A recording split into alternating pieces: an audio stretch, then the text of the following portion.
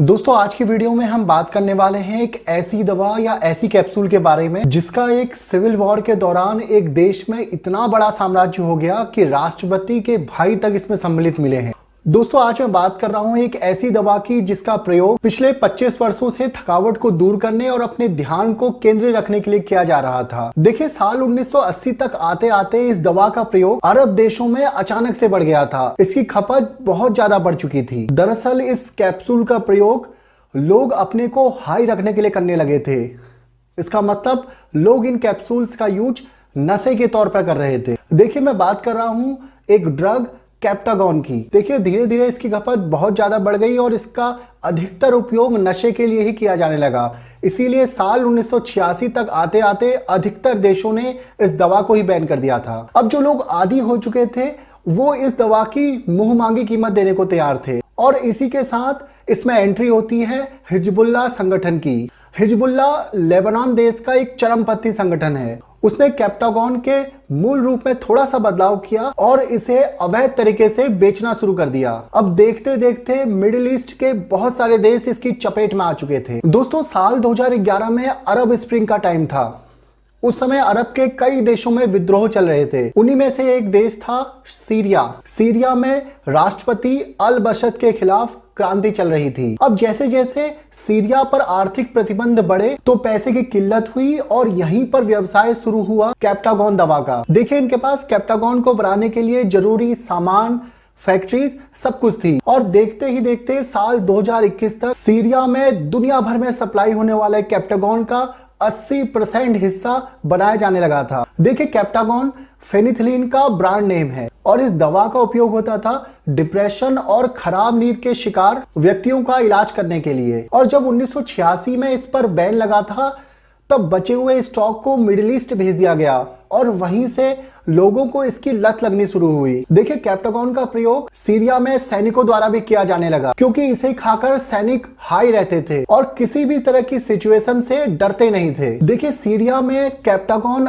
अवैध तरीके से बनाया जा रहा था और इसमें नशा पैदा करने वाले केमिकल्स को 2 गुना, 4 गुना, 10 गुना तक बढ़ाया जा चुका था। अब देखिए फॉर्मूला सिंपल था, जितना ज्यादा नशा उतनी ज्यादा कीमत। कैप्टागॉन की एक गोली की बात करें तो यह लगभग 80 रुपए से 1100 रुपए तक बिकती है। सस्ती कीमत और आसानी से मिल जाने के कारण इसे गरीबों का कोकेन भी कहा जाता है। दोस्तों कैप्टागॉन से शरीर में क्या फर्क पड़ता है? ये नर्वस सिस्टम को तेजी से कार्य करने के लिए मजबूर कर देता है। ब्लड प्रेशर बढ़ जाता है, हार्ट बीट बढ़ने लगती है और जब तक कैप्सूल का प्रभाव रहता है तब तक दिमाग बहुत तेजी से काम करता है। इंसान को इस सिचुएशन में इल्यूजन भी हो सकता है और इस समय इंसानी दिमाग क्या सही है क्या गलत है इसका निर्णय तक नहीं ले पाता। लॉन्ग टाइम तक अगर इसका प्रयोग किया जाए तो याददाश्त बहुत कम हो जाती है, नर्वस सिस्टम पूरी तरीके से बिगड़ सकता है, लीवर और किडनी भी खराब हो सकती है। दोस्तों कैप्टागॉन का प्रयोग करने वाले लोग लगभग हर जगह से आते हैं। इसमें स्टूडेंट्स की संख्या भी है, इसमें ट्रक ड्राइवर्स हैं,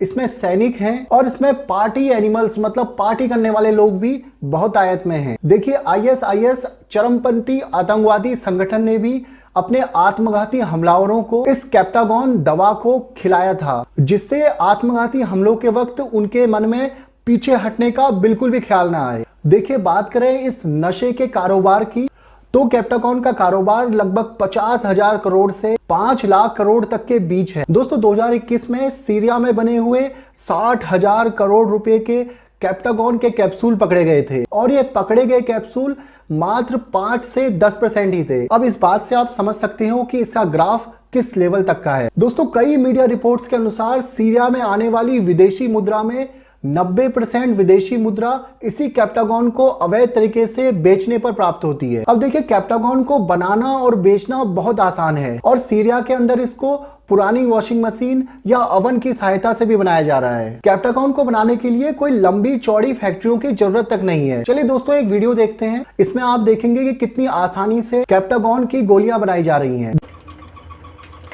It's a machine for making chocolate. But these are not sweets. They're an addictive amphetamine, a Class A drug in the UK called Captagon. We've had rare access to an illegal factory in Lebanon's Bekaa Valley on the border with Syria, two countries that after war and economic collapse are turning into narco states. देखिए, इस business के इतना फलने फूलने के दो प्रमुख कारण हैं। पहला कारण है इसको बनाने में आसानी। यह आपने वीडियो में देख लिया है कितनी आसानी से कैप्टागॉन की गोलियों को बनाया जा रहा है। और दूसरा कारण है सरकार का सपोर्ट। सीरिया के अंदर अल बसद की सरकार कैप्टागॉन ड्रग्स के कारोबार को बैकडोर से बहुत सपोर्ट करती है। इसके साथ ही लेबनान का संगठन हिजबुल्लाह भी कैप्टागॉन के व्यापार में संलिप्त है और इसके बदले में अल बसद की सरकार को मदद मुहैया कराई जाती है। दोस्तों, वहां के राष्ट्रपति अल बसद के मेहर अल असद इस कारोबार में लिप्त पाए गए हैं। इसके साथ ही हिजबुल्लाह सीरिया के सिविल वॉर में असद सरकार का समर्थन और जरूरी सहायता भी मुहैया कराता है। दोस्तों, अब बात करते हैं कि सीरिया की सरकार को इससे क्या फायदा हो रहा है। देखिए, सीरिया की सरकार को इससे बहुत ज्यादा फायदा हो रहा है।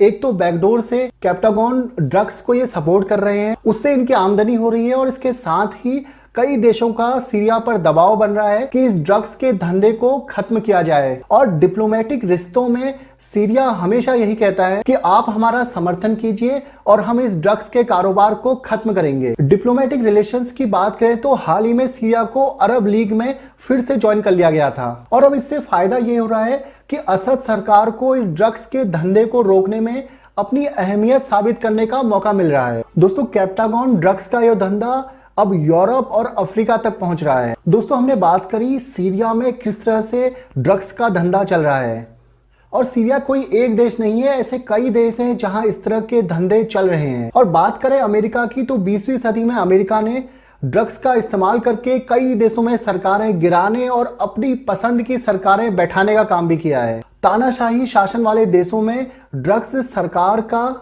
कमाई का एक प्रमुख साधन है। सिविल वॉर से ग्रस्त देशों में आतंकवादी संगठन इस ड्रग्स के धंधे का फायदा उठाते हैं। दोस्तों, जहां जहां भी इस ड्रग्स का कारोबार बढ़ा है वहां या तो लोकतंत्र को गायब कर दिया गया है या फिर लोकतंत्र खत्म ही हो चुका है। दोस्तों, कोलंबिया, मैक्सिको समेत कई देशों में ड्रग्स पैसे और पावर का सबसे बड़ा सोर्स बना है और ड्रग्स का ये कारोबार लोकतंत्र, शांति और स्थिरता के लिए बहुत ही घातक है और जिम्मेदार संस्थाओं और सरकार को इस पर अवश्य ध्यान देना चाहिए। दोस्तों, आज की वीडियो में हमने बात करी कैप्टागॉन ड्रग्स और सीरिया के अंदर यह कैसे फल फूल रहा है। दोस्तों, आज की वीडियो अगर आपको पसंद आई तो कमेंट बॉक्स में जरूर बताइए और ऐसे ही वीडियोस लगातार देखने के लिए चैनल को लाइक, शेयर और सब्सक्राइब जरूर कीजिए।